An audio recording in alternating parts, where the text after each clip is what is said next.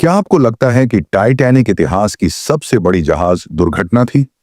अगर मैं आपसे कहूं कि उससे भी ज्यादा भयानक हादसा हुआ था, जिसमें 1500 नहीं बल्कि 1800 से ज्यादा लोग जिंदा जलकर मरे थे, तो स्वागत है। एसएस सुल्ताना की भयावह सच्चाई में साल था 1865। अमेरिका में सिविल वॉर अभी अभी खत्म हुई थी। हजारों सैनिक युद्ध के बाद अपने घर लौट रहे थे और इन्हीं को लेकर निकल रहा था मिसिसिपी नदी पर। स्टीमशिप एसएस सुल्ताना जहाज की क्षमता थी सिर्फ 376 लोगों की, लेकिन उस दिन उस पर 2000 से ज्यादा लोग चढ़ाए गए। भीड़, थकान और खुशी में किसी ने खतरे का अंदाजा तक नहीं लगाया। एसएस सुल्तान के बॉयलर में पहले से लीकेज थी।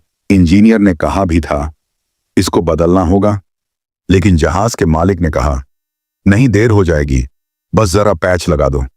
और वही पैच उनकी मौत की सील बन गया।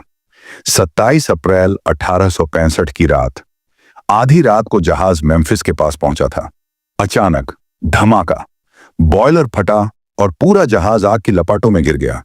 लोग जलते पानी में कूद रहे थे, किसी के कपड़े आग में जल रहे थे और मिसिसिपी नदी पर मौत तैर रही थी। 1800 से ज्यादा लोग मारे गए, लेकिन किसी को इस हादसे की पूरी कहानी पता नहीं चली। क्यों? क्योंकि उसी समय अमेरिका का ध्यान लिंकन के हत्यारे जॉन विल्स बूथ की तलाश पर था। सुल्ताना का हादसा मीडिया की हेडलाइंस में दब गया और टाइटैनिक से कहीं बड़ी त्रासदी इतिहास के पन्नों में खो गई। आज भी मिसिसिपी के नीचे एसएस सुल्ताना के अवशेष दफन हैं और बहुत लोग मानते हैं कि वो रात अब भी वहां की लहरों में गूंजती है। जलते लोगों की चीखें और सुलगती राख की गंध। टाइटैनिक याद रहा, लेकिन सुल्ताना भुला दी गई।